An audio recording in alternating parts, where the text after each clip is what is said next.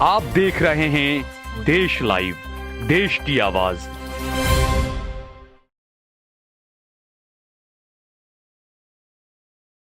अस्सलाम वालेकुम आदाब। देश लाइव में आपका स्वागत है। मैं हूं सहल कुरैशी। दोस्तों, आज हम बहुत ही एक अहम मुद्दे पर बात करने वाले हैं। जिस तरीके से गुजरात में और पूरे देश में, देश भर के कई सारे राज्यों में और ज्यादातर राज्यों में, असम वगैरह कुछ चीजों को छोड़ दें आप, तो एसआईआर की प्रक्रिया चल रही है। प्रक्रिया यानी कि एसआईआर के फॉर्म वगैरह भर चुके हैं, लेकिन अब आखिरी ड्राफ्ट आएगा और किसी को ऑब्जेक्शन है तो वो ऑब्जेक्शन उठाए जा रहे हैं। एक पीरियड था, गुजरात में इसकी तारीख बढ़ा दी गई है, लेकिन इन सब के बीच बीजेपी के लिए एक बुरी खबर आई है। और वो भी खबर कहां से आई है?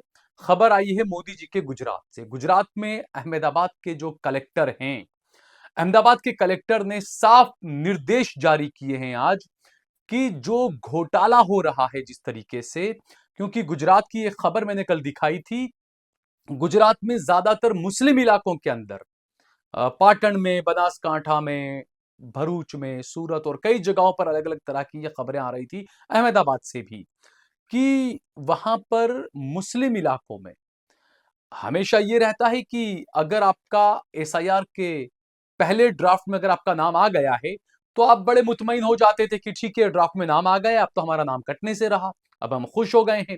लेकिन कई लोग ऐसे हैं जिनका ड्राफ्ट में नाम आया, पहली लिस्ट में उनका नाम आ गया, लेकिन उसके बाद अचानक पता चला कि उनके नामों के खिलाफ ऑब्जेक्शन उठाया गया, फॉर्म 7 बीएलओ के पास दिया गया या भी अधिकारियों को सौंपा गया, और यह कहा गया कि फुला फुला व्यक्ति जो है वो या तो मर गया है, मृत्यु हो गई है उसकी, या फिर वो कहीं और रहता है।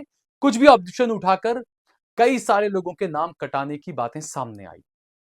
और जो बातें आई और जो नाम सामने आए जिन्होंने ऑब्जेक्शन उठाए थे, वो नाम, ज्यादातर वो नाम है जो बीजेपी से जुड़े हुए हैं, या तो बीजेपी के कार्यकर्ता हैं या किसी हिंदू संगठनों से जुड़े हुए हैं। वो लोग जिनके नाम आए हैं, जिन्होंने मुसलमानों को, जिंदा मुसलमानों को मृत बता दिया।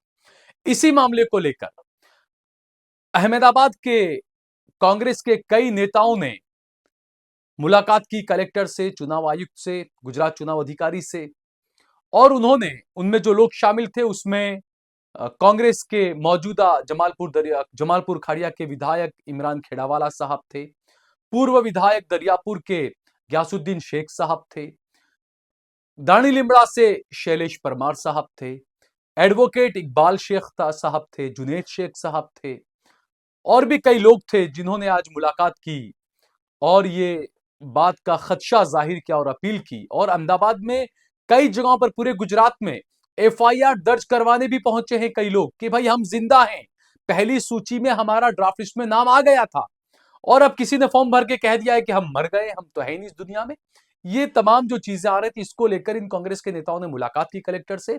कलेक्टर ने मुलाकात के चंद घंटों के बाद फैसला लिया और यह फैसला सुनाया कि अगर कोई भी व्यक्ति मतदाता सूची में नाम डलवाने के लिए या नाम निकलवाने के लिए, कटवाने के लिए अगर कोई गलत जानकारी देता है, तो जो आर्टिकल 31 है, 1950-1960 की जो आर्टिकल 31 की जो कलम है, जो धाराएं हैं, उसके मुताबिक उसके खिलाफ कार्रवाई की जाए। ये कलेक्टर ने बाकायदा आज चुनाव अधिकारियों को एक पत्र जारी करके कहा है, और ये जो संज्ञान लिया गया उसमें पत्र में साफ लिखा गया है 3 लोगों के नाम जिन्होंने आवाज उठाई, गयासुद्दीन शेख साहब, इमरान खेड़ावाला साहब, और एआईएमआईएम के जो पार्षद हैं, जो काउंसिलर हैं, रफीक शेख साहब, जमालपुर से वो पार्षद हैं एआईएमआईएम के अहमदाबाद में, उनका खुद के नाम के खिलाफ ऑब्जेक्शन उठाया गया।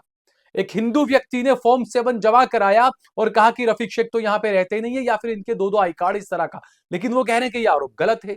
और इसी बात को लेकर ये तमाम लोगों ने अपीलें की थी, और उनके बाद में आनंद फानंद में आखिरकार कलेक्टर ने ये बीजेपी को करारा झटका दे दिया है कि जो लोग आ जाते हैं बीजेपी के इशारे पर, ये जो चीजें आरोप लग रहे हैं, तो उसमें जो है वो एक बड़ा झटका यहां पर बीजेपी को लगा है। गुजरात में हर विधानसभा में तकरीबन 30-30, 40-40 हजार वोट काटे गए हैं दोस्तों, आप सोचिए, एसआईआर की आड़ में।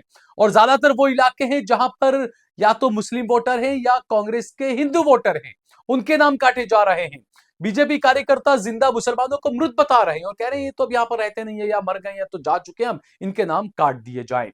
और फॉर्म 7 भर करके वो है जो जमा करा दे रहे हैं। और ज्यादातर अहमदाबाद के दरियापुर, जमालपुर, बापूनगर, दाणी लिमड़ा, ये वो तमाम इलाके हैं जो मुस्लिम डोमिनेटिंग इलाके हैं, मुस्लिम बहुल इलाके जो है, मुस्लिम बहुल विधानसभा सीटें हैं ये, जहां पर नाम काटे जा रहे हैं। और आपको हैरानी होगी दोस्तों, एक सीट तो ऐसी है जिस पर 90,000 से ज्यादा नाम काटे गए और बताया जाता है कि गुजरात में सबसे ज्यादा मुसलमान इसी विधानसभा सीट पर हैं। मैं आपको बताता हूं, जो डाटा आया है उसमें कहा गया है कि दाणी लिमड़ा में सबसे ज्यादा, जहां से कांग्रेस के विधायक हैं शैलेश परमार साहब, सबसे ज्यादा मुस्लिम वोटर है वहां पर, और ये सीट जो है वो आरक्षित है। और शैलेश परमार की दाणी लिमड़ा सीट पर 93,639 वोट कट कर दिए गए। आप सोचिए, मतदाता सूची से 93,639 वोटरों के नाम हटा दिए गए हैं।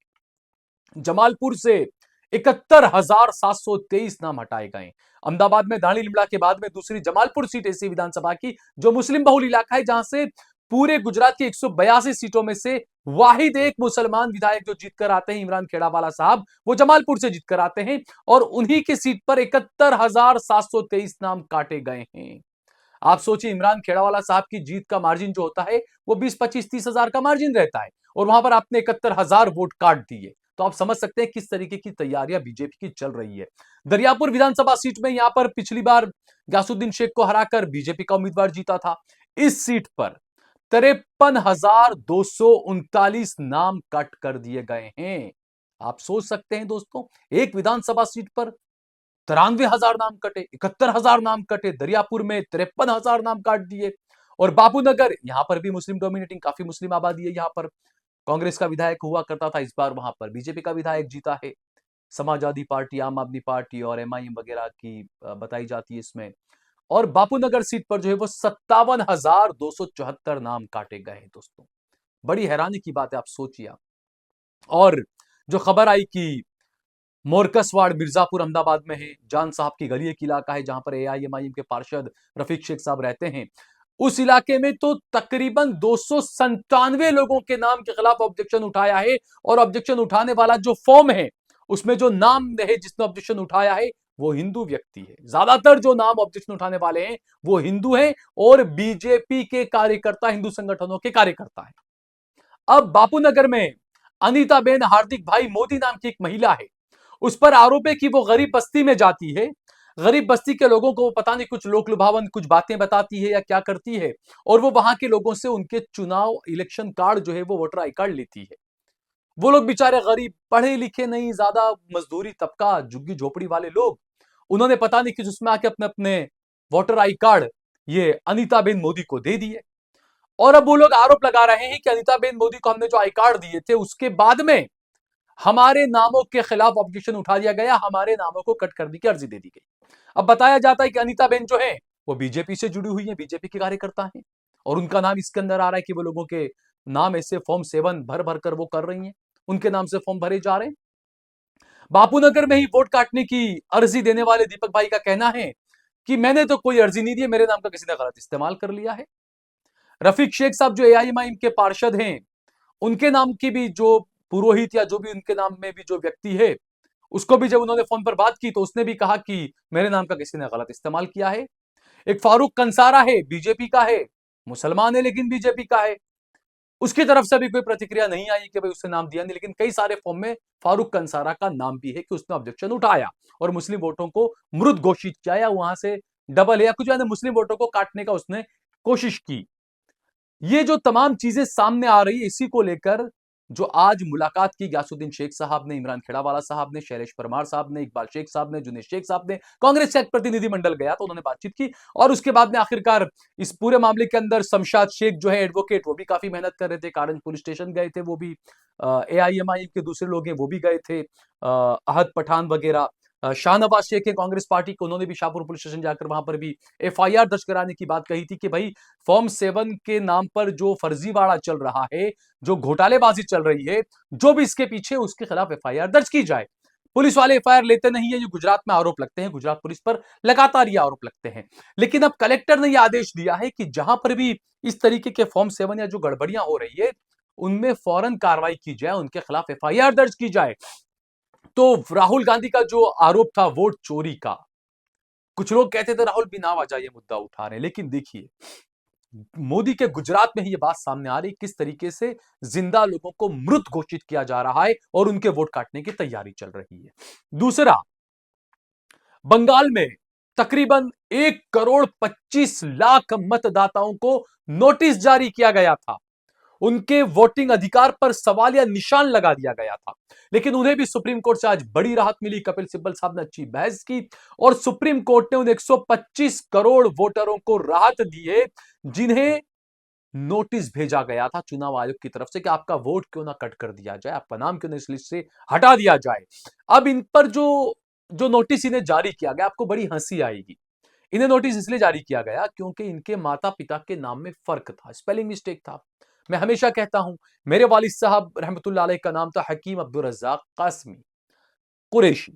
अब हकीम अब्दुल रज्जाक जो लिखते हैं तो कई लोग अब्दुल रज्जाक में जेड लिखते हैं, कई लोग जे लिखते हैं, कई लोग रज्जाक में आखिर में के लिखते हैं, कई लोग क्यू लिखते हैं। कई बार किसी ने क्यू लिख दिया, कई बार किसी ने के लिख दिया। तो ये तो क्या परेशानी हुई, इसमें आप नाम कट कर देंगे कि भाई आपके पिता के नाम के स्पेलिंग मिस्टेक है। और इसका आज बहस के दौरान कपिल सिब्बल ने हवाला भी दिया कि दत्ता लोग लिखते हैं, बाकायदा सुप्रीम कोर्ट में यह हवाला दिया कि दत्ता लिखने के अलग अलग तरीके होते हैं। और हकीकत, कई लोग होते हैं दत्ता DATTA लिखते हैं, कई लोग होते हैं DUTTA लिखते हैं, कई लोग दत्त लिखते हैं।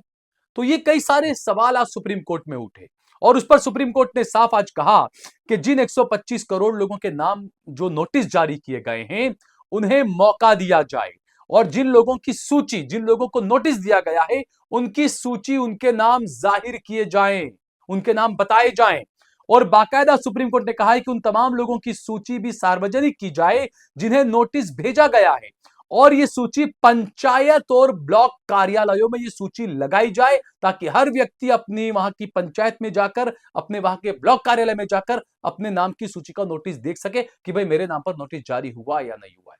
वरना अभी तक तो ये था, मेरा नाम SIR की पहली लिस्ट में आ गया, पहले ड्राफ्ट में आ गया, मैं सुकून से बैठ गया था, ठीक है भाई मेरा नाम आ गया चलिए। लेकिन असली साजिशें तो अब शुरू हुई है, अब आपके नाम पर ऑब्जेक्शन उठाया जाएगा। दूसरा, जिन्हें नोटिस मिला है वो अपने दस्तावेज और आपत्ति खुद जमा करा सकते हैं कि अगर आपको नोटिस मिला है कि भाई आपके नाम में गड़बड़ है, आपका नाम हटाना है या जो भी, तो आप इसके लिए नोटिस मिलने के बाद अपने दस्तावेज आप खुद भी जाकर जमा करा सकते हैं, आप खुद भी अपनी आपत्ति जाकर दर्ज करा सकते हैं।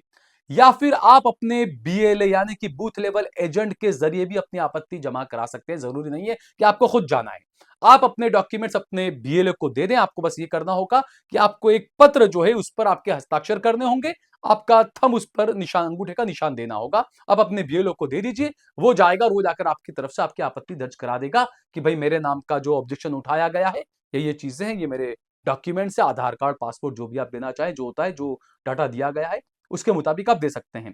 साथ ही साथ सुप्रीम कोर्ट ने यह कहा है कि इसके लिए जो चीजें हैं, जो नोटिस है और जो आप जमा कराना है आपको आपका जवाब, वो आप सीधे जाकर पंचायत और ब्लॉक ऑफिस में जाकर जमा करा सकते हैं। यानी बीजेपी की वोट चोरी कर राहुल गांधी ने जिस तरीके से नंगा किया नरेंद्र मोदी और अमित शाह को, वो अब गुजरात में ही, मोदी के गुजरात में ये चीज अब सही साबित होने लगी है कि किस तरीके से वोट चुराया जा रहा है, किस तरीके से वोट चोरी किया जा रहा है।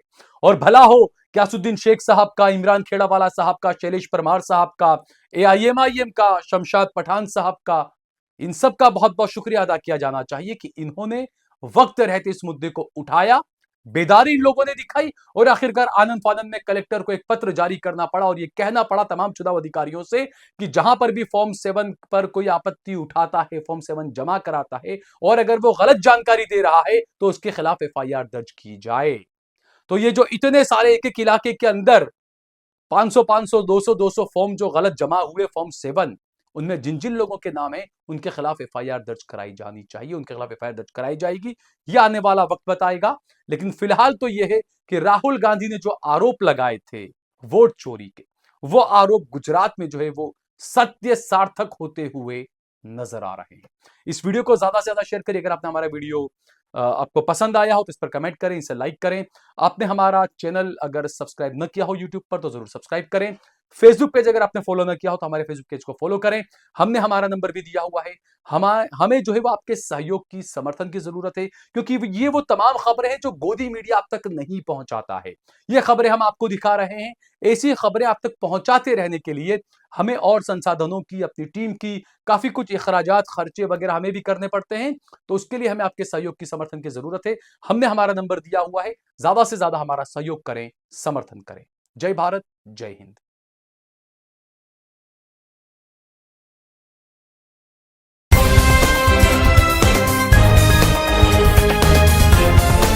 देश और दुनिया की तमाम छोटी और बड़ी खबरों के लिए हमारे चैनल को सब्सक्राइब करना न भूलें और बेल का बटन जरूर दबाएं।